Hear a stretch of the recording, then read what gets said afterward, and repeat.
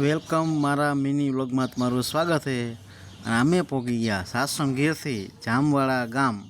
ત્યાં જઈને જોયું તો ગરમા ગરમ દૂધ ઉકળતું હતું। આપણે ભાઈને પૂછ્યું શું છે, તો કે આ થાબડી બને છે। તો આની પ્રોસેસ મેં કીધું કેટલી હોય, તો કે આ 3 થી 4 કલાક દૂધને હલાવવું પડે ત્યારે થાબડી બને છે। તો મેં પેળા બનાવો હોય તો અને મેં તો પછી થાબડી લઈ લીધી હાથમાં, બટા ચટી બોલાવી, અને થાબડી હતી જોરદાર, એમાં કાંઈ ન ખોટે। અને મેં થાબડી ચાખી તો બહુ મસ્ત મજાની થાબડી હતી। અને આ ભાઈ તો હલાવતા હતા, કેમ કે આને 4 કલાક તો દૂધને ઉકાળવાનું છે, પછી થાબડી કે પીળા તૈયાર થાય। અને ઘડીક એમથી ચાલો ને બીજું ચેક કરી લઉં, તો આ બાજુ કે જો ગરમ ગરમ ભઠ્ઠી અને લાકડામાં બનાવવામાં આવે। હા હા હા, આ બાજુ તો પેળા હતા, જો તાજે તાજા પેળા હો।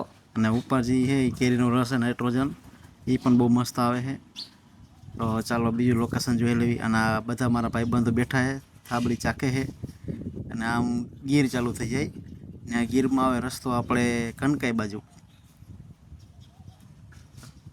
અને આપણે થાબડીનો ટેસ્ટ કર્યો અને હવે મન થયું જમજીર ધોધ જવાનું, તો અમે આવેલા જમજીર ધોધ જોવા। બાય।